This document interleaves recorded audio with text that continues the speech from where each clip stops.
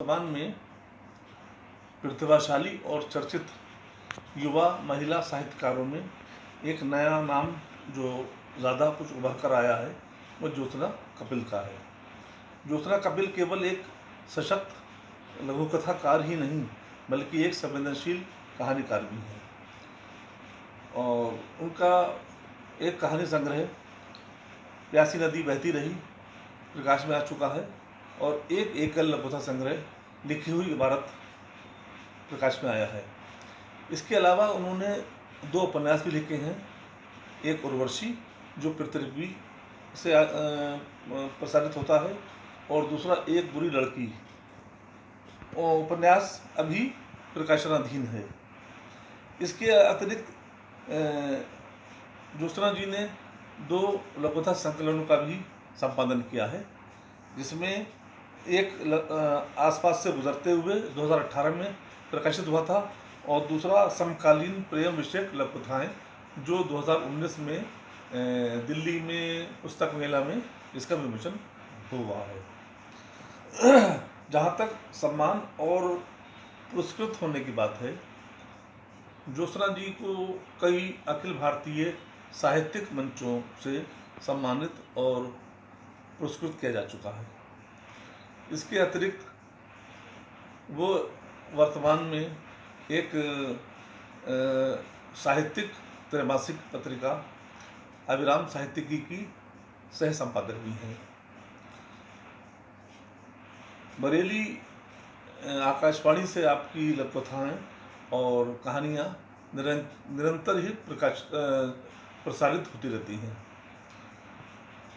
आपकी वैसे तो मैंने समस्त लघुकथाएँ पढ़ रखी हैं, लेकिन मुझे एक चर्चित लघुकथा लिखी हुई इबारत ज़्यादा ही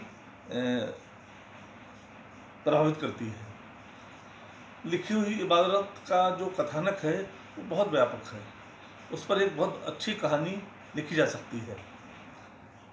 इसी तरह की इसी विषय को, इसी समस्या को लेकर बरसों पहले मैंने बानो सरताज जो प्रसिद्ध कहानीकार हैं, उनकी ये कहानी थी एक घूंट जहर, वो पढ़ी थी।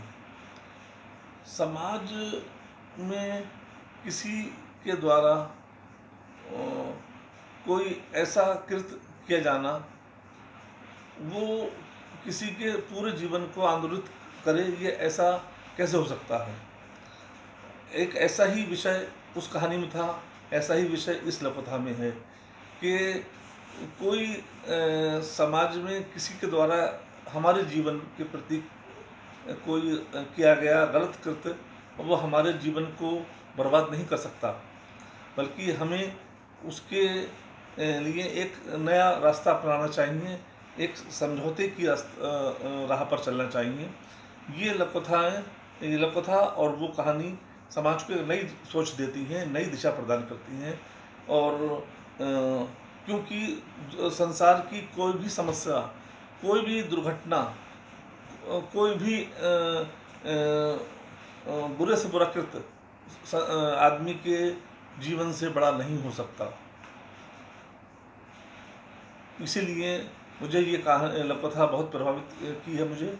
और मैं ज्योत्सना कपिल जो मेरी एक छोटी बहन के जैसी हैं और मुझे बड़ा भाई मानती भी हैं, और मेरे लिए उनके लिए अपार शुभकामनाएँ हैं और बधाइयाँ भी हैं कि वो इसी तरह साहित्य में अपना नाम उजागर करती रहें और सम्मान प्राप्त करती रहें।